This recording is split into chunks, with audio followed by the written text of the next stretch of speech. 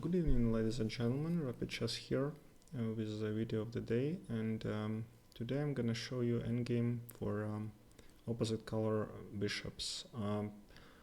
You know that it's has tendencies to be very drawish. The reason for it is that the bishop cannot support advance of pawns, because basically if you're having just two pawns and the bishop, so this light square bishop will somehow control the light squares, and this bishop will not be able to attack the light square bishop. So this is the reason.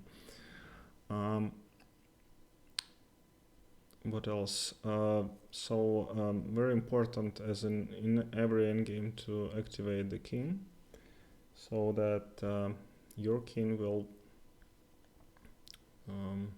be able to only harass this other opponent's bishop. So also if we just remove all this from the right side of the board, it's immediate draw, because these two pawns are actually quite decent in terms of defending. And it's a very easy draw. It's easy draw in the rook endgame as well. With the knights, I think it's winning, but in the rook, it's 100% draw. How did black play here? So the first move black played was bishop to d6. So with this move, black actually controls this diagonal and doesn't allow advance of these pawns, because white desperately wants to have one or two, preferably two pawns of exchange. So if we remove these two pawns, for instance, then it's also easy draw for white. Bishop d6, and white played bishop to c2, attacking the f5 pawn, which is basically only weakness. Another weakness potentially is this b7 and c6. Not weakness, but only pawns which white can attack.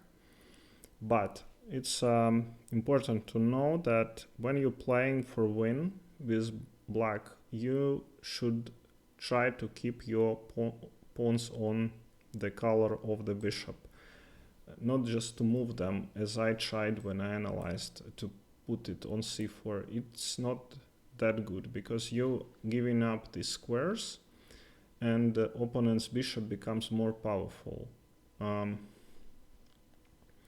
So this is the another tip. So bishop to c2, obvious move, king e5. You want to bring your king to center, king g2. Bishop c5, like in previous video, you want to make your bishop attack this pawn.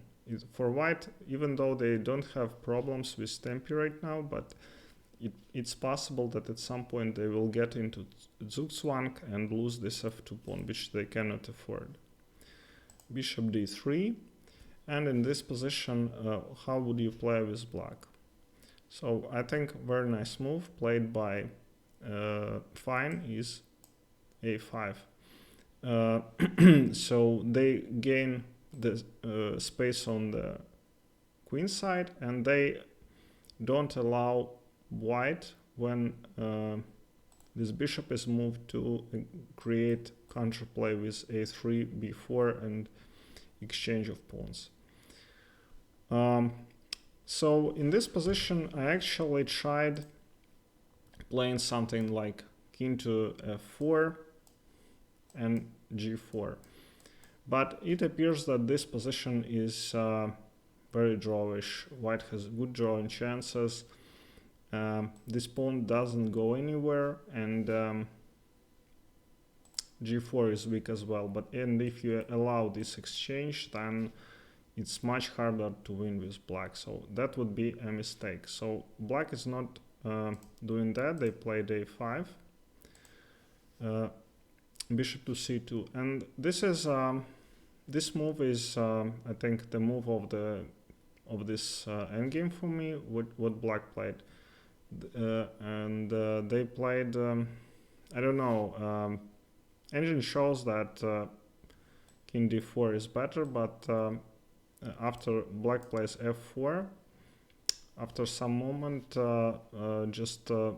engine considers that this move is completely winning. Yeah, so the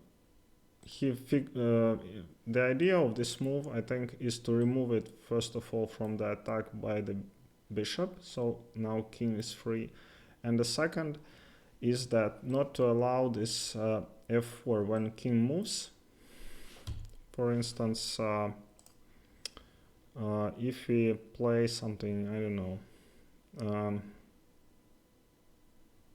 like make a bishop move, yeah, in any case, white has this idea to play f4 and break the structure of black on the king side. So f4, very unconventional, let's say, move.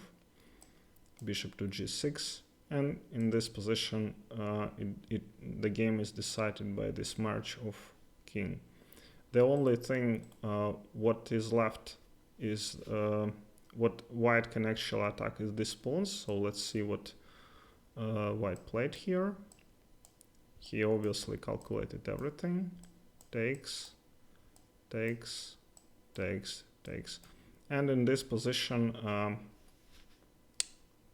Euwe resigned because this pawn is marching in. So let's make this, let's say this move, a4, takes, takes, king here, c5, and we just attack with the king, and king cannot go any further because this pawn will be promoted. So let's go back, how the position which we started from. So this one.